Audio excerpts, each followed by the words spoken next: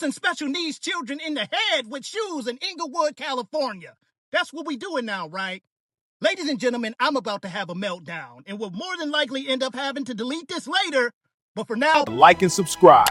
Yeah, and don't forget to hit that notification bell. Wait, what?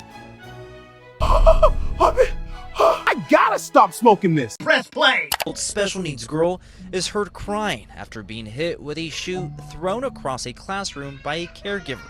In the background, at least one staff member is seen laughing. The incident happened January 16th at Destiny Development Center in Lenox. I've been knowing these people for 3 years.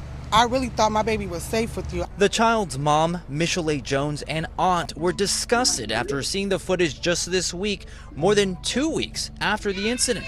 How do you have a business and you don't review the footage? Until the parent says something. Why do we have to wait for my niece to come and tell us, hey, my teacher hit me in the ear with a shoe? Beautiful had told her mom about the abuse the evening it happened.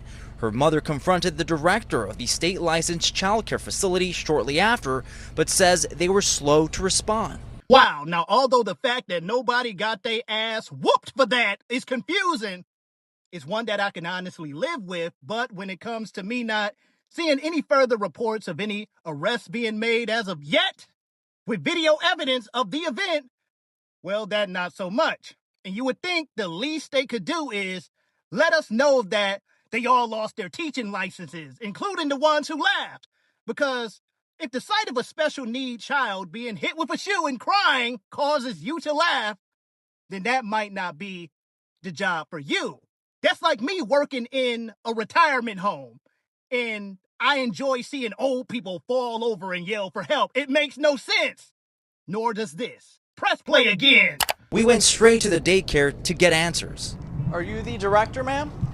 My school, what we stand for, it's not child abuse. That just makes it all worse. That much worse, but not surprising, because a reoccurring thing that I'm starting to see is many times in these situations where people who happen to be melanated are being neglected or even abused within a business by its employees, we come to see that when you climb the ladder, you'll find another melanated individual who is above the person that was doing all the abusing and neglecting within the confines of the business that they facilitate, that knew about the situation but just didn't really take it all that serious. And once again, I'm going to say that that would never happen with anyone else, because if you think a black female teacher getting caught busting a white child in the head with a shoe, whether the child was English white or Spanish white or any other flavor of white that they got out there, would get the same result with a boss whose ethnicity matches that of the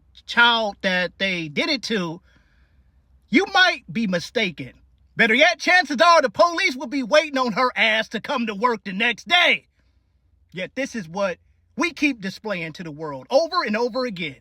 And once again, nobody else does this. And honestly, it's not even the race that gets me.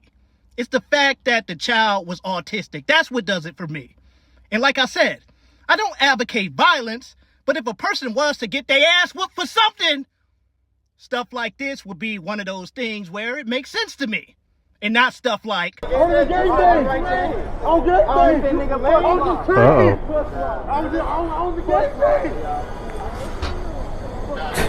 Damn, this just kicked him. you know, like simply existing while black and homeless. But yeah. What the hell? What the hell?